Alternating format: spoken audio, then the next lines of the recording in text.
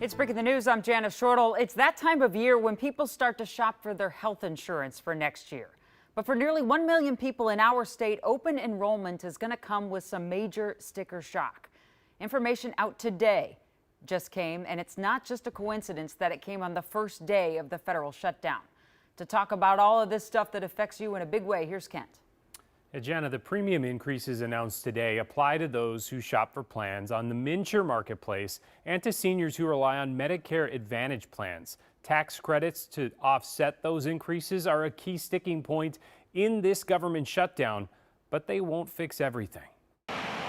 If you're a Minnesota farmer, small business owner, or anyone else who relies on the MNsure marketplace because you can't get health insurance through an employer, be warned. Health insurance rates for 2026 are going up, and the numbers are alarming. Grace Arnold, the commissioner of Minnesota's Department of Commerce, announced today that MNsure rates are set to increase by an average of 22% for the 187,000 Minnesotans shopping on the individual market, while another 200,000 in the small group market will see rates go up by 14%. Middle-class Minnesotans are those that will be hit the hardest by these increases. That's because for years, enhanced premium tax credits have helped lower healthcare costs for around 90,000 middle-class Minnesotans by hundreds of dollars a month.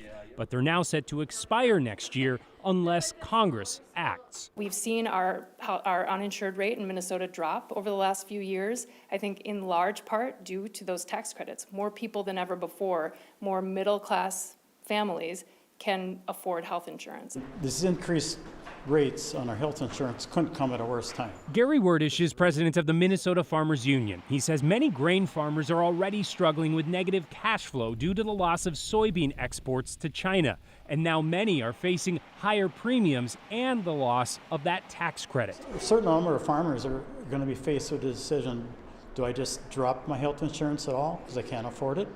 Do I do that so I can make my payment to the bank to avoid foreclosure? While Congress still has time to resolve the tax credits, looming cuts to Medicaid are already having ripple effects for all. Insurance companies are pricing in that risk, and they're assuming that more people will lose coverage, especially younger, healthier Minnesotans, and that will leave behind an older and sicker risk pool, which drive costs up even farther. Which brings us to the other group feeling major sticker shock. The roughly 400,000 Minnesota seniors who rely on Medicare Advantage plans learned today that rates will increase by nearly 18% on average. We did not expect premiums were going to be going up this much, but they are, and there are people that are not very happy about it, as you can imagine. Kelly Jo Greiner is the Medicare product manager for the Minnesota Board on Aging. When the federal Medicare Plan Finder tool went live today, she says it wasn't just the rates that went higher across the board, but several providers, including UCare, have either stopped offering plans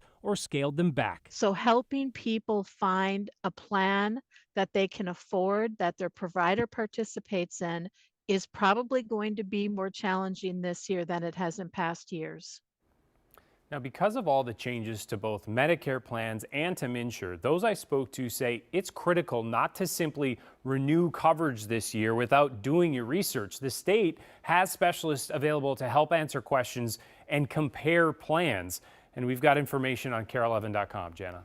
Kent, I've heard of this thing called reinsurance. That's something that can make the cost come down a little bit. Is that at play at all? Well, the state legislature stepped up in the past, and including this coming year, to help offset that discrepancy and bring down some of those premiums. The thing is that's already in effect. If that wouldn't have been in effect, I'm told that the cost would have been increasing 70% next year. We're going to be covering health insurance for a lot over the next year. Thanks so much, Kent. Appreciate it. Be right back.